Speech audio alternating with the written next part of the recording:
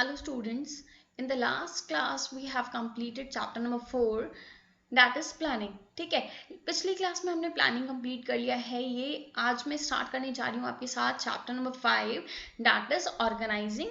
And organising की आपकी class 1 है। इसमें जो है हम दो टॉपिक्स पढ़ेंगे। पहला टॉपिक है मीनिंग ऑफ ऑर्गेनाइजिंग एंड दूसरा है steps in the process of organising. So let us start with the meaning of organising. Organising can be defined as, अब देखो आप डेफिनेशन देखो, डेफिनेशन अगर आप अच्छे से समझ लेते हो तो इसके आगे की चीजें आपको और भी अच्छे से क्लियर हो जाएंगी। यहाँ पर क्या बोल रहे हैं, identifying and grouping different activities in the organisation. ठीक है, मतलब कि हमें अपने ऑर्गेनाइजेशन में कौन कौन सी एक्टिविटी परफॉर्म करनी है, क्या काम करना है। ठीक है, उसको सबसे पहले तो हमें पहचानना है। पहचानने के बाद ठीक है, जो सिमिलर नेचर की एक्टिविटीज हैं उनका ग्रुप बना देना है ऑर्गेनाइजेशन में। And bringing together the physical, financial and human resources to establish most productive relations for the achievement of specific goal of organisation. तो यहाँ पर आप एक सीधी सी बात समझ लो, जितने भी फिजिकल रिसोर्सेज हैं, जो भी फाइनेंशियल रिसोर्सेज हैं एंड जो भी ह्यूमन रिसोर्सेज हैं। ठीक है, फिजिकल रिसोर्सेज का मतलब कि जो भी आपकी मशीन्स या फिर रॉ मटेरियल्स वगैरह लगेंगे। फाइनेंशियल रिसोर्सेज मतलब कि जितने भी पैसे लगेंगे।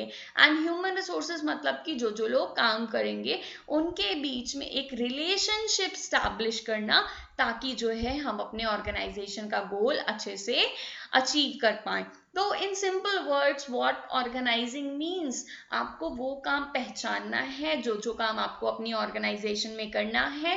एंड फिर क्या करना है, आपको सिमिलर नेचर के ग्रुप्स बना देने हैं। उन काम को परफॉर्म करने के लिए आपको जो भी रिसोर्सेज चाहिए वो देखना है, क्या क्या रिसोर्सेज कहाँ कहाँ से अरेंज हो सकते हैं एंड उनके बीच में आपको एक रिलेशनशिप स्टैब्लिश करना है, ताकि जो गोल है ऑर्गेनाइजेशन का वो अचीव किया जा सके। अब जो है कुछ अदर डेफिनेशंस मैं आपको बताने जा रही हूँ डिफरेंट ऑथर्स की लैंग्वेज में। ठीक है, फर्स्ट डेफिनेशन है थियो हायमन की। इन्होंने कहा organising is a process of defining and grouping the activities of the enterprise and establishing authority relation among them. तो इन्होंने भी यही चीज कहा है कि डिफाइन करना और ग्रुप करना जो भी एक्टिविटीज हम अपनी संस्था में परफॉर्म करने जा रहे हैं। ठीक है, एंड उनके बीच में एक अथॉरिटी का मतलब अभी आप समझ लो कि पावर होती है, कि किसके पास कितनी ज्यादा पावर रहेगी, कौन सुपीरियर होगा, कौन सबऑर्डिनेट होगा, ये रिलेशनशिप उनके बीच में स्टैब्लिश करना, इसी के प्रोसेस को हम क्या बोलते हैं, ऑर्गेनाइजिंग बोलते हैं।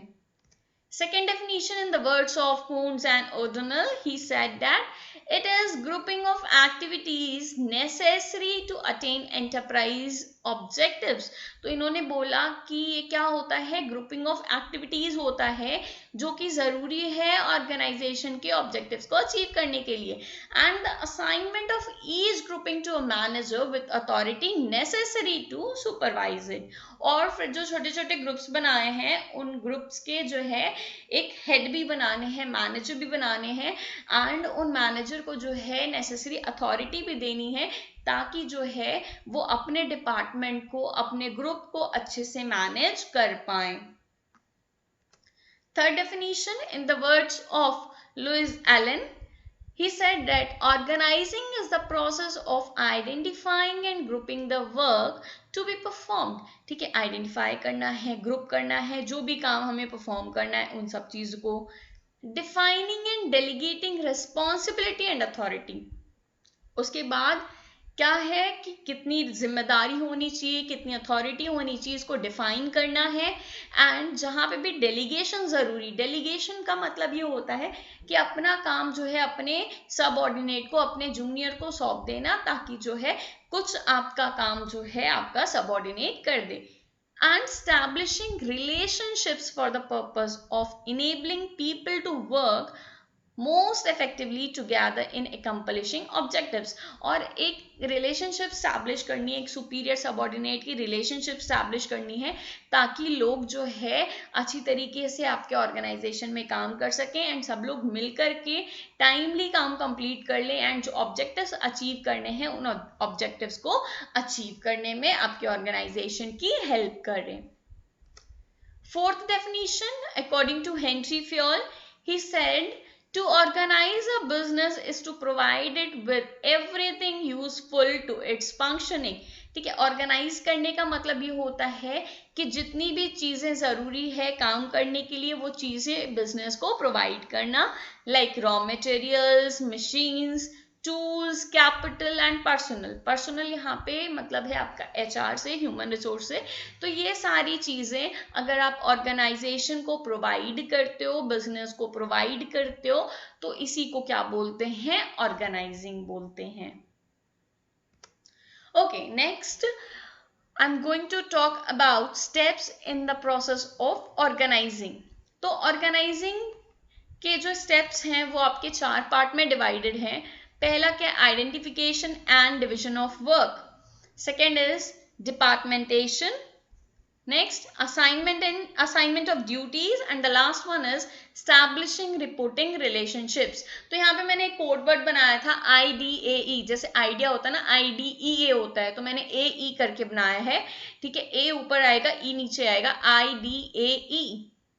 ठीक है, तो यहाँ पर आप देखो ये 4 आपको अच्छे से बिल्कुल सीक्वेंस में याद रखने हैं, क्योंकि बहुत बार इसको सीक्वेंस में अरेंज करने के लिए आपके एग्जाम में पूछ लेता है। So identification and division of work, departmentation, assignment of duties and last one is establishing reporting relationships. Starting with the first one, identification and division of work. तो यहाँ पर जो होता है, करना क्या है, जो भी हमने प्लान बनाया है उस प्लान में हमें क्या क्या काम करना है उसको हमें आइडेंटिफाई करना है एंड उनको अलग अलग पार्ट्स में डिवाइड कर देना है। ठीक है, और ये भी हमें इंश्योर करना है कि जो चीज़ हमने एक लिस्ट में लिख दी है उसको जो है बार बार हम ना लिखें, ताकि जो है डुप्लीकेशन ऑफ वर्क ना हो। और ये भी इंश्योर करना है कि हमें डिविजन इस तरीके से करना है ताकि सारा प्रेशर जो है एक सिंगल पर्सन पे ना पड़े। Divide work into smaller units and each unit is a job. और जो हम डिवीजन करते हैं छोटे छोटे यूनिट्स में, वो जो हर एक टुकड़ा होता है, हर एक यूनिट होता है, उसको जॉब बोला जाता है। नेक्स्ट वन इज डिपार्टमेंटलाइजेशन, या फिर इसको हम बोल सकते हैं डिपार्टमेंटेशन या फिर ग्रुपिंग ऑफ एक्टिविटीज। तो देखो हमने सबसे पहला पॉइंट पढ़ा था identification and division of work. तो सबसे पहले हमने आइडेंटिफाई कर लिया, फिर सेकेंड स्टेप में हम उसको ग्रुप करते हैं। ठीक है, ग्रुप किस बेसिस पे किया जाता है, 2 अलग अलग तरीके से डिपार्टमेंट्स बनाए जा सकते हैं। ठीक है, एक होता है आपका फंक्शनल डिपार्टमेंटेशन, दूसरा होता है डिविजनल डिपार्टमेंटेशन। तो फंक्शनल डिपार्टमेंटेशन क्या होता है और डिविजनल डिपार्टमेंटेशन क्या होता है, इसको जान लेते हैं हम।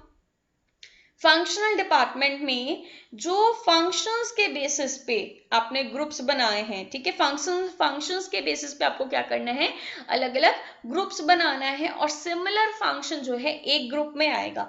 सपोज परचेज डिपार्टमेंट मैंने बोला, ठीक है, तो परचेज से रिलेटेड सारी एक्टिविटीज आपका परचेज डिपार्टमेंट में आ जाएगा। मैंने बोला प्रोडक्शन से रिलेटेड जितनी भी एक्टिविटीज है वो पूरा आपका प्रोडक्शन डिपार्टमेंट में आ जाएगा एंड सो ऑन। तो यहाँ पर जो भी ग्रुपिंग होती है ये जो है आपका फंक्शंस के बेसिस पे ग्रुपिंग की जाती है, चाहे वो प्रोडक्शन हो गया, परचेज हो गया, फाइनेंस हो गया, अकाउंटिंग हो गया, मार्केटिंग हो गया, सेल्स हो गया, HR हो गया, रिसर्च एंड डेवलपमेंट हो गया। तो इस तरीके से आपके जितने भी अलग अलग फंक्शंस हैं उनको हम ग्रुप्स में रखते हैं। हर सिमिलर नेचर का फंक्शन एक ग्रुप में रखा जाता है अंडर वन डिपार्टमेंट, इसी को हम बोलते हैं फंक्शनल डिपार्टमेंटेशन। दूसरा है डिविजनल डिपार्टमेंटेशन। तो डिविजनल डिपार्टमेंटेशन हम प्रोडक्ट वाइज बनाते हैं, हर प्रोडक्ट के लिए एक डिपार्टमेंट, दूसरे तरह के प्रोडक्ट के लिए अलग डिपार्टमेंट। जैसे मैंने बोला फुटवियर या फिर क्लॉथ्स, ठीक है, फुटवियर अलग प्रोडक्ट हो गया, क्लॉथ अलग प्रोडक्ट हो गया, ठीक है, या फूड आइटम्स तो वो बिल्कुल एंटायरली अलग प्रोडक्ट हो गया। तो इन तरह के प्रोडक्ट्स के लिए, अलग अलग तरह के प्रोडक्ट्स के लिए हम अलग अलग डिविजन्स बनाते हैं, ठीक है। इसको हम अगर इस बेसिस पे अगर हम ग्रुपिंग करेंगे कि अगर हम फुटवियर से रिलेटेड सारी चीज डिवीजन में रखें, उसी सेम डिवीजन में रखें, तो ये आपका फुटवियर का डिवीजन हो गया। मैंने बोला कॉस्मेटिक्स से रिलेटेड सारी चीजें आपको एक डिवीजन में रखनी है, वो आपका कॉस्मेटिक्स का डिवीजन हो गया, मींस कॉस्मेटिक्स का आपका ग्रुप हो गया। तो अगर ग्रुपिंग हम प्रोडक्ट के बेसिस पे करेंगे तो इसको हम क्या बोलेंगे, डिविजनल डिपार्टमेंटेशन बोलेंगे। तो आपका सेकेंड पॉइंट बोलता है कि हमें ग्रुपिंग करनी है। Third one is assignment of duties. अब क्या करना है, अब जो है लोगों को उनके स्किल्स और क्वालिफिकेशंस के अकॉर्डिंग जो आपके डिपार्टमेंट की रिक्वायरमेंट है वो जॉब प्रोवाइड करनी है, ठीक है। मतलब कि सीधी सी बात है, आपके ऑर्गेनाइजेशन में आप ऑर्गेनाइजिंग प्रोसेस में जॉब्स नहीं देते, लेकिन आप मेंशन कर देते हैं कि इस पोस्ट के लिए ये क्वालिफिकेशन होनी चाहिए, इस पोस्ट के लिए इतनी क्वालिफिकेशन होनी चाहिए, ये स्किल होनी चाहिए, ठीक है। और यही जो डिस्क्रिप्शन होता है, जो मैंने अभी बताया ना कि जॉब का डिस्क्रिप्शन, कि इस जॉब के लिए आपके पास ये क्वालिटीज होनी चाहिए, इस जॉब के लिए ये क्वालिटीज होनी चाहिए, तो इसी को अगर हम किसी एक डॉक्यूमेंट पे लिख दें, ठीक है, इसको हम क्या बोलते हैं, जॉब डिस्क्रिप्शन बोलते हैं। जॉब डिस्क्रिप्शन मतलब कि वो डॉक्यूमेंट जिसमें जॉब की सारी डिटेल्स मेंशन्ड हो कि इस जॉब को करने के लिए आपके पास कितनी स्किल या कितना क्वालिफिकेशन होना चाहिए। And the last one is establishing reporting relationship. तो यहाँ पर ये जो सबसे लास्ट पॉइंट है, फोर्थ पॉइंट हमारा, एस्टैब्लिशिंग रिपोर्टिंग रिलेशनशिप, इसमें क्या किया जाता है कि हर इंडिविजुअल को कुछ अथॉरिटी दी जाती है एंड उसके मैचिंग रिस्पॉन्सिबिलिटी दी जाती है, एंड इसी के अकॉर्डिंगली उनको जॉब दी जाती है, जो काम उनको परफॉर्म करना है। मतलब कि अथॉरिटी एंड रिस्पॉन्सिबिलिटी जो दी जाती है उसी से मैचिंग उनको जॉब भी प्रोवाइड की जाती है कि आपको ये काम कंप्लीट करना है, एंड इससे जो है एक सुपीरियर और सबऑर्डिनेट का रिलेशनशिप स्टैब्लिश होता है। किसी के पास जो है कोई हायर पोस्ट पे है, उसके पास वर्कलोड ज्यादा है, कोई उससे लो पोस्ट पे है, उसके पास वर्कलोड कम है। तो इस तरीके से जो है यहाँ पर एक रिलेशनशिप, एक हायरार्की, एक मैनेजरियल हायरार्की क्रिएट की जाती है, ठीक है। और यहाँ पर जो है एक रिलेशनशिप क्रिएट की जाती है between the authority and responsibility, और ये ट्राई किया जाता है कि आप जितनी अथॉरिटी, मतलब जितना पावर दे रहे हो उतनी ही जिम्मेदारी दो। अगर अथॉरिटी एंड रिस्पॉन्सिबिलिटी आप इक्वल नहीं दोगे तो वहां पर क्लैश होने लगेगा, झगड़ा होने लगेगा। कैसे होने लगेगा, अगर आपके पास ज्यादा अथॉरिटी है, जिम्मेदारी कम है, तो आप उसका मिसयूज करने लगोगे, एंड अथॉरिटी कम है, रिस्पॉन्सिबिलिटी ज्यादा है, तो आप काम कंप्लीट नहीं कर पाओगे।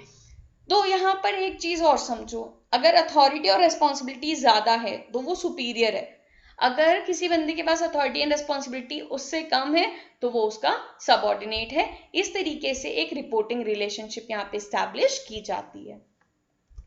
आई थिंक आपको जो है चारों स्टेप्स क्लियर हो गए हैं। स्टिल अगर कोई भी कंफ्यूजन है तो आप कमेंट बॉक्स में जो है मेंशन करके मुझसे पूछ सकते हैं। Thanks for watching the video. Keep studying, keep rocking, have a good day. Bye bye.